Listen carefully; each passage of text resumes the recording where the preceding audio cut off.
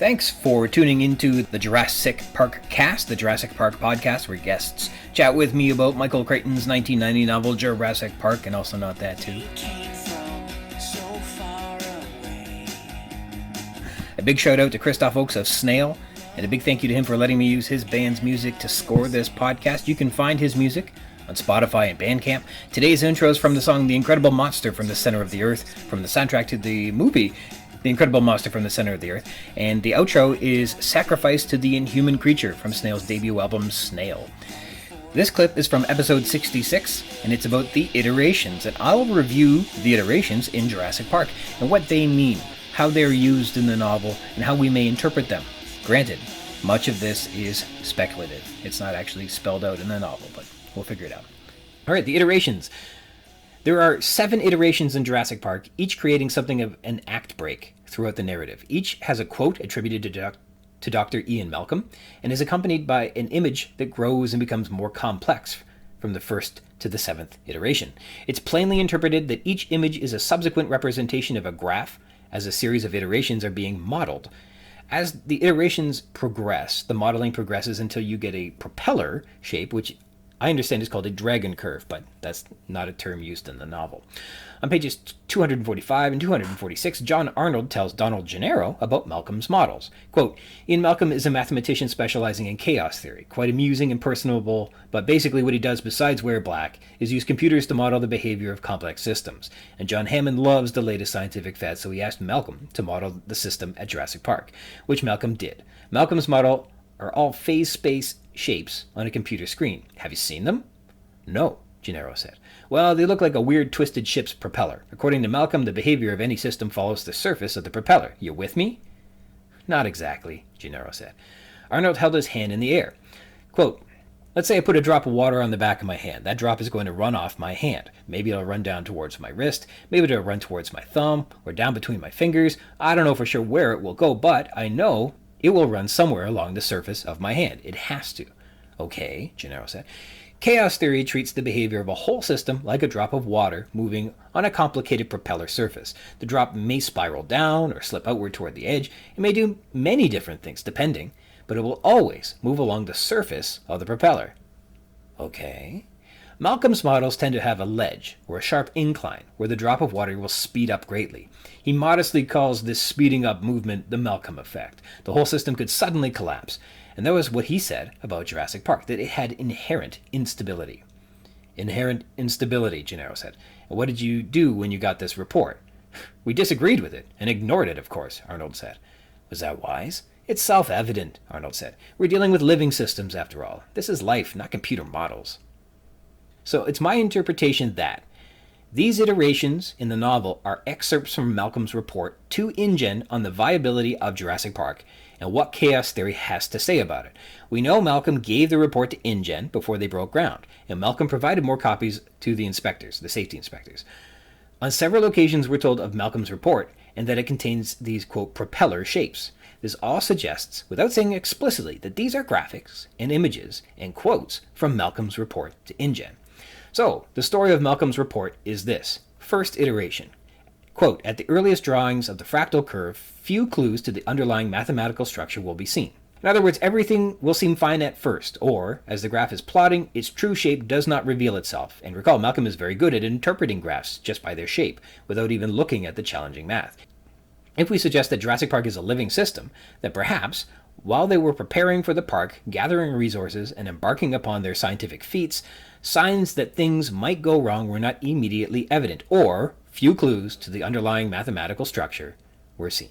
In other words, initially the modeling doesn't draw a curve that sets off any red flags right away. Second iteration, and it says, quote, with subsequent drawings of the fractal curve, sudden changes may appear. Or in other words, changes or surprising, unpredictable things, but perhaps banal things too, may suddenly start being evident in your system. Recall, in this model, the system is Jurassic Park. And we learn that early on at Jurassic Park, they stumbled upon complications. Sudden changes occurred. But by the second iteration, quote, sudden changes may appear, we're told on page 29. These changes are unpredictable according to chaos theory because of the variability in initial conditions. However, once those unpredictable changes are modeled, details emerge more clearly. On page 122, Wu tells Hammond that the dinosaurs are faster and more challenging than they prepared for. He says, quote, "But John," Wu said, "remember back in 87 when we started to build the containment devices? We didn't have any full-grown adults yet, so we had to predict what we'd need. We ordered a big taser shocker, cars with cattle prods mounted on them, guns that blow out electric nets, all built specially to our specifications. We got a whole array of devices now, and they're all too slow." In other words, once they have dinosaurs at Jurassic Park, they begin to discover that they are unprepared for them after all. Dinosaurs are not as expected and do not behave as expected. So, sudden changes have appeared.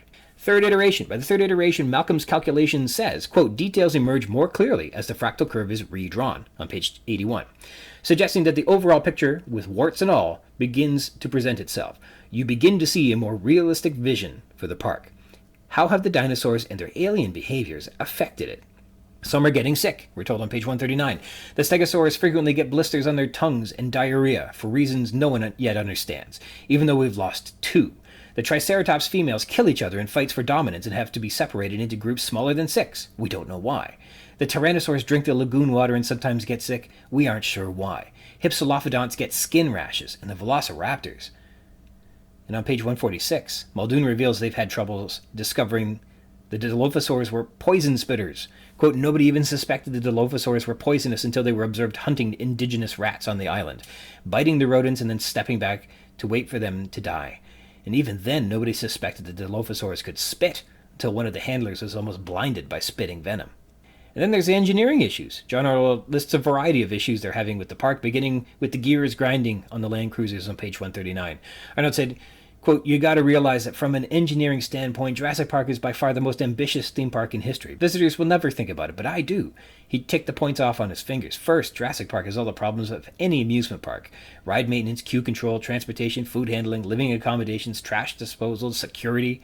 Second, we have all the problems of a major zoo: care of the animals, health and welfare, feeding and cleanliness, protection of it from insects, pests, allergies, and illnesses, maintenance of barriers, and all the rest. Oh, and they discovered that their double contingencies they put in place to make sure the animals couldn't breed is failing. That happens too. Suddenly, there's 54 new animals in the park, most of which are velociraptors. Great. The fourth iteration. By this point, the quote tells us, inevitably, underlying instabilities begin to appear. This coincides with the first tourists entering the park, and the fences are down, and the motion sensors aren't picking up people. People are getting seriously hurt and killed. The phone lines are jammed, and there's a significant tropical storm. Muldoon's access to a gas-powered jeep and an important firearm is restricted. The one man who can restore power in the park is killed. Everything has gone to pot.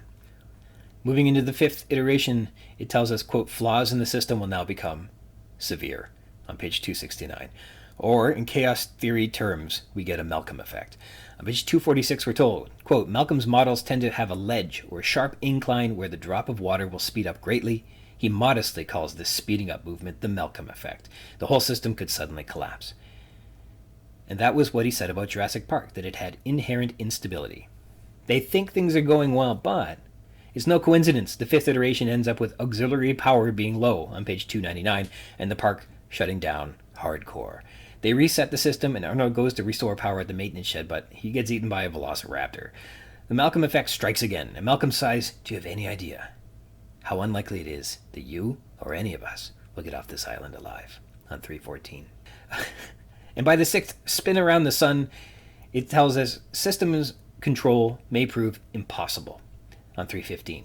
This is shorthand for the velociraptors got out, but also the fences are down, and animals are mingling with each other where they're not supposed to. Quote, the fences have been down for hours, Grant said. The animals are mingling with each other, populations reaching a true Jurassic equilibrium on page 370. And there really is little chance that they're going to get the power back on. There are bits and pieces of security guards all over the visitor center. The raptors can get through any doors they want, whereas humans can't seem to get through doors. It's chaos.